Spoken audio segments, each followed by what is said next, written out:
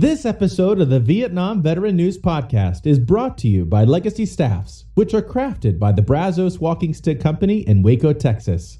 You can go to brazosticks.com and use the name Mac Payne, one word, at the checkout and get 10% off your next order of the Legacy Staff or cane of your own design.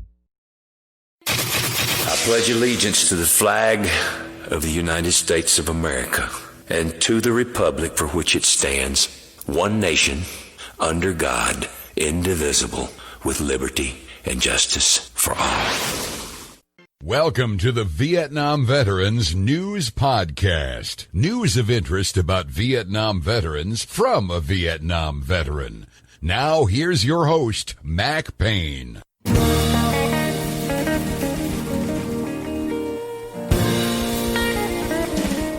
This is Mac Payne here with episode 1830 of the Vietnam Veteran News Podcast. News about the Vietnam War and the brave veterans who served there, as told to you by yours truly, a Vietnam veteran. In this episode, I'm going to continue the series I'm doing titled Air America Unmasked. It bugs me when people get things wrong. When it comes to Air America, a great number of people have it wrong. Most people's ideas about Air America were formed up by Hollywood fiction, such as the movie Air America with Mel Gibson. That movie portrayed Air America in a bad light. Made them look like nothing more than a bunch of drug traffickers. Of course, when Mel Gibson says something, it must be true. There are a lot of people out there who have swallowed those gross misconceptions about an outfit that gave this country some outstanding and valuable service. I like to stamp out ignorance, so that's why I'm doing this. This is part 4 of the series. I'm sharing with you a portion of what Alan Cates had to say about Air America in his book, The Truth About Air America and the CIA, Honor Denied. That book has been added to the recommended reading list of this podcast. You are recommended to get a copy of it and read up on it, and you will do your part to stamp out ignorance out there. We would like to get rid of as much ignorance as possible. Go over to the podcast website, VietnamVeteranNews.com. Check out episode 1830. There you will see in the recommended reading section Alan Cates' book, where you can click on the Buy Now link and be reading that book in no time. If you go the Kindle route, if you go the hardback route, it may take a few days, but it's worth the wait. In the previous episode, I talked about the things Air America was doing over there in mostly Laos. Sometimes they'd fly over to Vietnam and other places. Their big mission was in Laos. They were primarily supporting elements in Laos that were supporting us in our fight against the North Vietnamese. In this episode, we take off with what was going on in 1969. That was the year Nixon took over running the war in Vietnam. That proved to bring big changes to Air America's mission in that war. Cates does an excellent job of describing the situation. He also throws in a little editorial comment, which I think will be educational for us all. Without any further ado, let's get into the valuable information Alan Cates has laid out for us. Dateline, the Air America website. In 1969, Richard Nixon vowed he would end the war in Vietnam. One of the methods he used to achieve that goal was to escalate the fighting in Laos, thus forcing the North Vietnamese to divert assets to Laos, and made it appear the South Vietnamese could handle their security against the North Vietnamese. Air America military activity increased as well. The fighting in the north at Lima Site 20 alternate was intense and bloody and fought by both the Hmong and Thai soldiers. In 25 years, Air America suffered 168 killed in action, with 35% occurring between 1969 and 1973. By this time, Air America was hauling tons of ammunition, rice, and other foodstuffs, water, and fuel for aircraft in unmarked military-issue C-123s, Caribou, C-130s, C-46 aircraft, UH-34D and CH-47C helicopters, along with FAA-approved Bell helicopters and Pilatus Porters. Even though the U.S. Air Force had improved their rescue helicopters and techniques, Air America was still relied upon to assist with search and rescue operations. The battle for Skyline, fought by the Hmong, Thai, U.S. Air Force, and Air America, was bloody and intense. The North Vietnamese Army tried to make Skyline another Bien Dien Phu and failed. It was a victory of immense proportions but went unreported. America and the Royal Lao Army, along with the Hmong and Thais, won the battle but lost the war to the politicians. More than likely, you are not familiar with the battle for Skyline. Neither was I until I got into this research. That's a battle that should have received a lot of attention because we defeated the North Vietnamese. But unfortunately, we don't seem to hear much about it. The battle for Skyline Ridge occurred in late 1971, way up in the northern part of Laos. The NVA launched what was known as Campaign Z, as in zebra, in northern Laos, escalating the war in Laos with the aim of defeating the last Royal Lao Army troops. The NVA troops numbered 27,000 and brought with them 130mm field guns and T-34 tanks, while the North Vietnamese Air Force launched MiG-21s into Lao airspace. General Giap's specific orders to the task force were to kill the CIA Army under command of the Hmong and warlord Vang Pao and occupy its field headquarters in the Long Tien Valley of northeast Laos. Vang Phen was a very famous leader of the Hmong tribesmen. He later came to this country and became a celebrated hero amongst his countrymen. The invading North Vietnamese faced the ragtag army of Vang Pao, fewer than 6,000 strong and mostly Thai irregulars recruited from the Thai army to fight for the CIA in Laos. By the time the NVA launched their first attack, 4,000 Tha Sua Prang had been recruited, armed, trained, and rushed into position in Laos to defend against the impending NVA invasion. They reinforced Vang Pao's indigenous army of 1,800 Lao Hmong guerrillas. Despite the odds being overwhelmingly in the NVA's favor, the battle did not go to plan. It raged for more than 100 days, the longest in the Vietnam War, and it came down to Skyline Ridge. As at Bien Dien Phu, whoever won Skyline won Laos. Against all odds and expectations, the NVA lost. Their 27,000-man invasion force decimated. Now you know about the battle for Skyline Ridge. Usually when people talk about the North Vietnamese Army, they think they won everything. Well, guess what? They didn't. They never won a battle against American line forces, and they were severely beaten at the battle for Skyline. You don't hear much about that. Thank goodness you just did. Continuing here with Alan Cates' presentation. The war in Laos ended abruptly in 1974.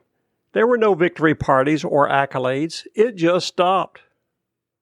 The American POWs in Hanoi were released in January of 1973 in accordance with the 1973 Paris Peace Accords, but no mention was made about POWs in Laos, including those who had worked with Air America. Years later, anti-war authors began to write about the war in Laos, saying it was the CIA's secret war and accused America of murder and mayhem in the region.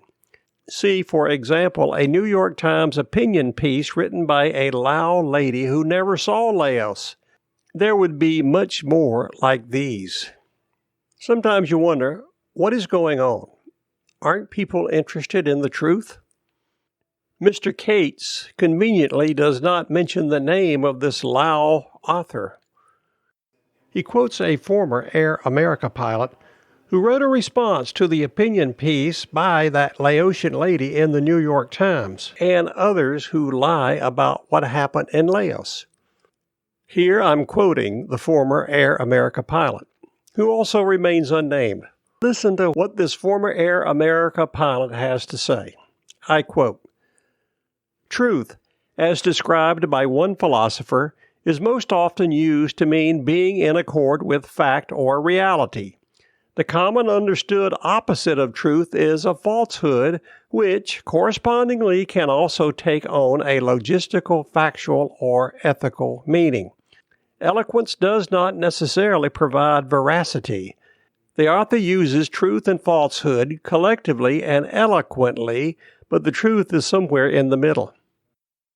That sounds strangely like what's going on in our politics today. Continuing.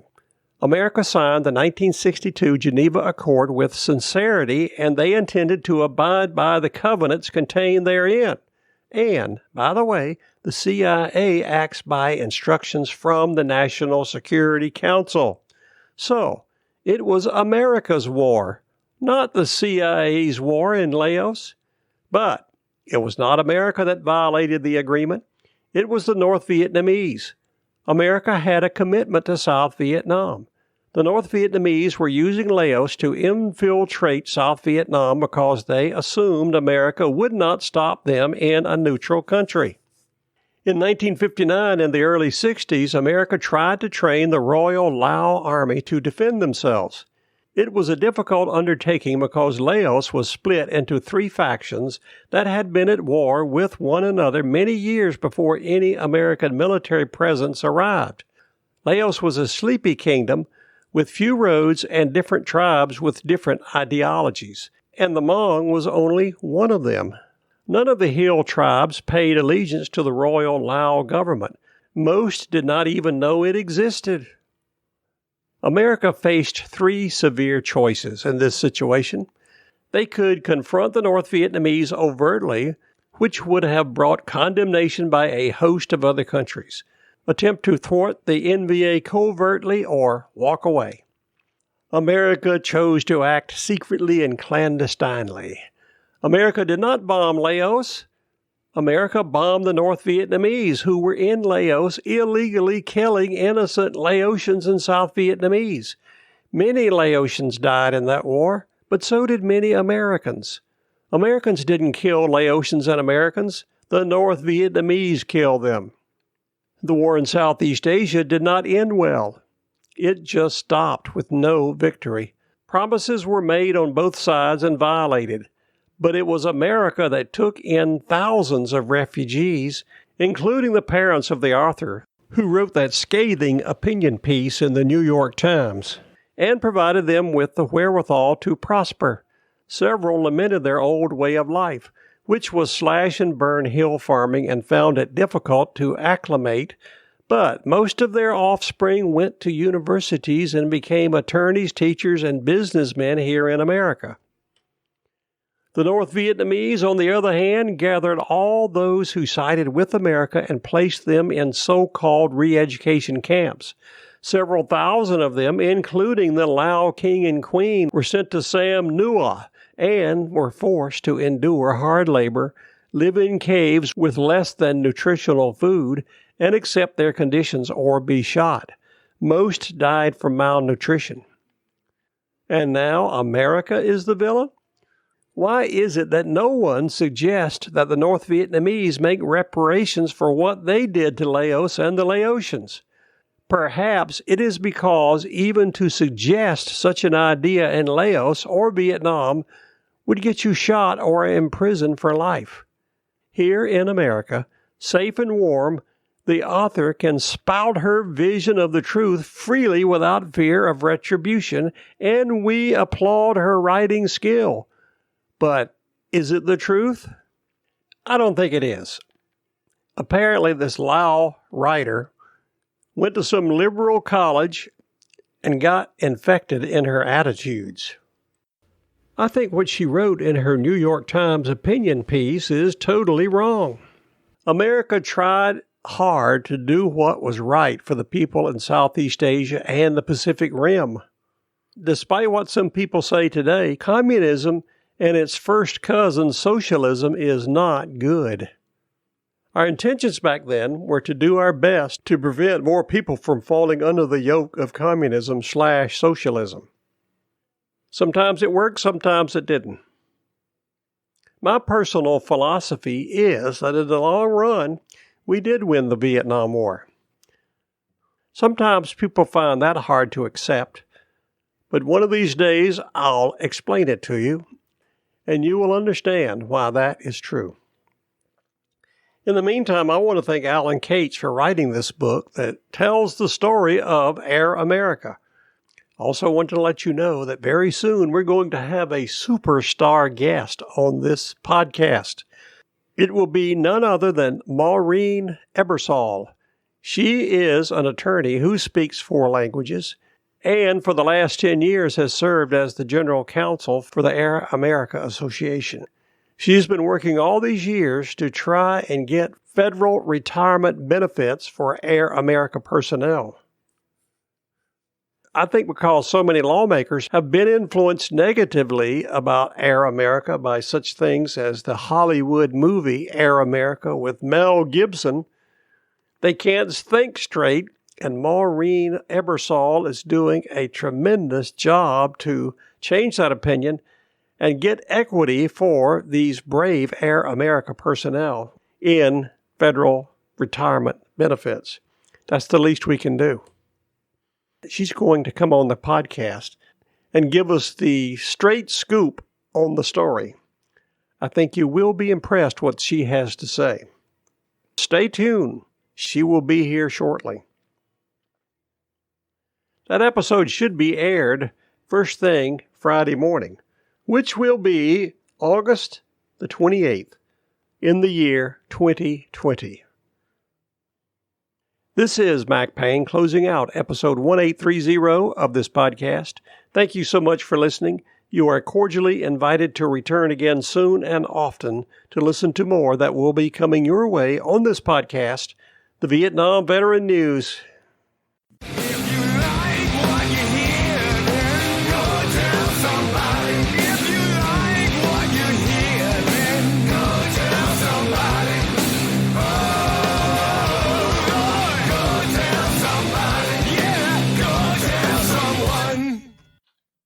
How about that? Ain't that a mess?